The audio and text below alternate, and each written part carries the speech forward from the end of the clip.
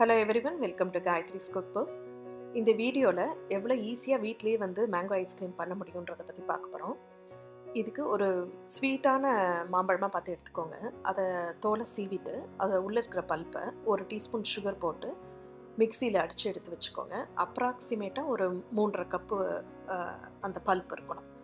உங்களுக்கு fresh mangoes கிடைக்கலன்னா canned mangoes use பண்ணிக்கலாம். 30 ounce கேண்டு மேங்கோ, அதுக்கப்புறம் மேங்கோ பல்ப், அதுக்கப்புறம் விப்டு க்ரீம் ஒரு 8 ounce, ஸ்வீட்டன்டு கண்டென்ஸ்டு மில்க்கு ஒரு கேன், அதாவது 10 ounce.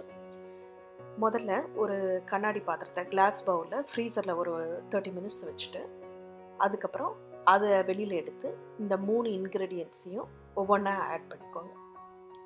இதை நல்லா கலக்கணும். கலக்கும்போது கொஞ்சம் கட்டி கட்டியாக இருக்கும். அந்த மாதிரி இருக்க சமயத்தில் விஸ்கரை வச்சோ நல்லா மிக்ஸ் பண்ணிக்கோங்க. இதுக்கு எனக்கு அல்ஃபான்சோ மேங்கோ தான் கிடைக்குன்றதுனால நான் அதை யூஸ் பண்ணியிருக்கேன்.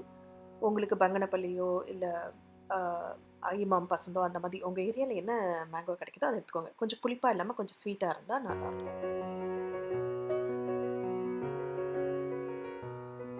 இது எல்லாத்தையும் மிக்ஸ் பண்ணிவிட்டு அதுக்கப்புறம் ஒரு கைப்பிடி பிஸ்தாவை போட்டு நல்லா பொடி பொடியாக அதை நறுக்கிட்டு இது மேலே தூவிட்டு ஃப்ரீசரில் ஒரு 4 மணி நேரத்துலேருந்து 6 மணி நேரம் வச்சு எடுத்திங்கன்னா மேங்கோ ஐஸ்கிரீம் ரெடி. ரொம்ப சிம்பிளான மெத்தட் இது. வீட்டில் செஞ்சு பாருங்கள். செஞ்சு பார்த்துட்டு எப்படி இருந்ததுன்னு கமெண்ட் பண்ணுங்கள். தேங்க்ஸ் ஃபார் வாட்சிங்.